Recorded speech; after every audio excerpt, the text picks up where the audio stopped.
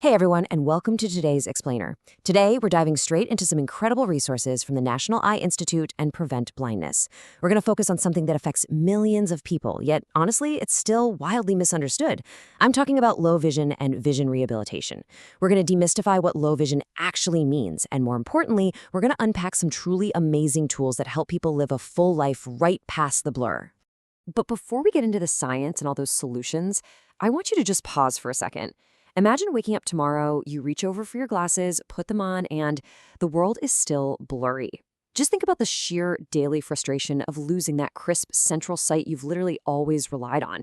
For most of us, glasses are this instant fix, right? Pop them on and boom, the world snaps back into high definition. But what happens when standard glasses just stop working? When a new prescription or even surgery can't clear the fog or fill in the blind spots? Well, that is a deeply frustrating reality for millions of people, and it completely changes how they have to interact with the world around them. Section 1, the low vision reality. Okay, let's dive into this and define the medical reality of what we're actually dealing with. So, low vision isn't just a casual way of saying you have a really strong prescription. It is a distinct, diagnosable medical reality. It happens when vision changes simply cannot be fixed by standard glasses, contacts, medicine, or even surgery. I really want to emphatically separate this from a common misconception. People tend to think, oh, well, I'm just getting older, my eyes are getting a bit worse, I probably just need stronger reading glasses. No. Low vision is fundamentally different. It's an uncorrectable condition, usually caused by specific eye diseases like macular degeneration, glaucoma, or diabetic retinopathy. It's a specific physiological barrier, not just the standard march of time. So, the crucial point is understanding this stark contrast. Normal vision aging? That's totally manageable. As we get older, the lenses in our eyes naturally get a bit stiff, making it harder to focus up close. So you grab some bifocals, turn up the reading light, and you carry on with your day. Low vision, on the other hand, represents an uncorrectable, permanent vision loss. It actively interferes with your daily life, reading, cooking, recognizing your friends' faces, or driving. It's the difference between a minor, totally fixable inconvenience and a permanent shift in how your eyes actually process the physical world. Section 2. What is vision rehabilitation? Let's cross the bridge from that medical frustration straight into clinical solutions. Look, vision rehabilitation is not a magic cure. It's not going to suddenly reverse the physical damage to the eye. But think of it as the ultimate life hack toolkit for your daily routine. Essentially, it's physical therapy for your eyes and your brain. If you blow out your knee, you go to a physical therapist to learn how to walk comfortably and safely again, right? It's the exact same concept here. You go to a vision rehabilitation specialist to learn how to function optimally with the vision you do still possess. It's completely focused on solving those specific friction points that hold you back, whether that's struggling to read your mail or just safely chopping up some veggies for dinner. And guys, the breadth of the vision rehab arsenal is incredible. We're talking specialized magnifiers and telescopic lenses that go way, way beyond drugstore reading glasses.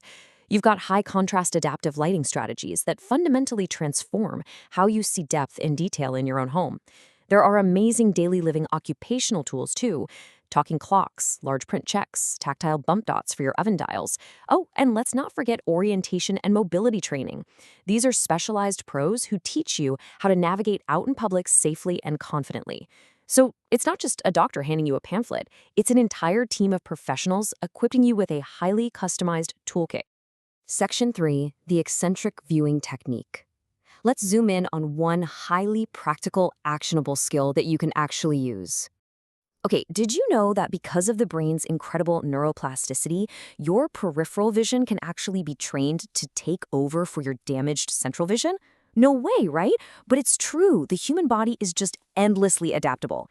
In conditions like macular degeneration, your macula, that's the center part of the retina that handles your sharp, straight-ahead vision, gets damaged. But guess what? Your peripheral retina is usually perfectly fine. Through targeted training, your brain can literally rewire itself to use that healthy peripheral area as its new center of focus. It's honestly like finding a brand new hidden camera lens right inside your own eye. And this brilliantly illustrates exactly how you bypass something like macular degeneration. Here's how the mechanical steps actually work. First, you work with a specialist to clearly identify your central blind spot, also called a scotoma. It's kind of like mapping out a pothole in your field of vision. Second, you locate the next best spot on your retina. That's a healthy area just outside the blind spot that has the highest possible resolution. And finally, the real work begins. You practice looking slightly away from what you actually want to see.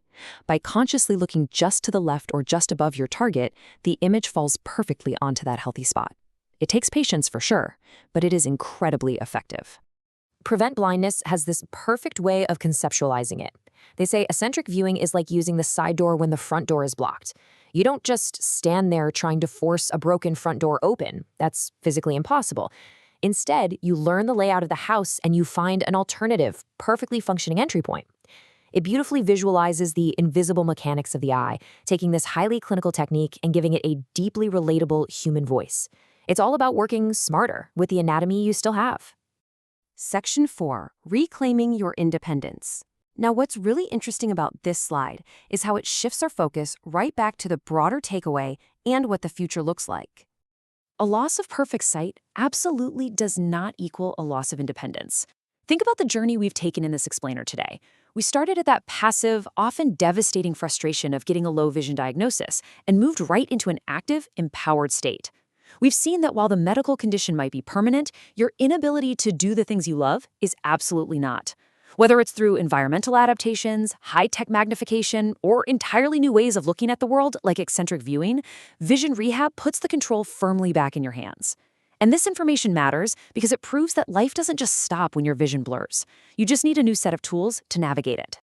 So as we wrap up our exploration of these resources, I want to leave you with one final provocative question. How will you look at the world differently today? Maybe you'll view your own vision changes not as an insurmountable wall, but just a hurdle you can bypass with the right training. Or maybe you'll recognize the quiet resilience of a loved one who's navigating the world with low vision and actually help them find these resources. I highly encourage you to seek out vision rehabilitation specialists, explore these toolkits, and never ever settle for simply living in the blur. Thank you so much for joining me for this explainer. Stay curious, stay empowered, and keep learning.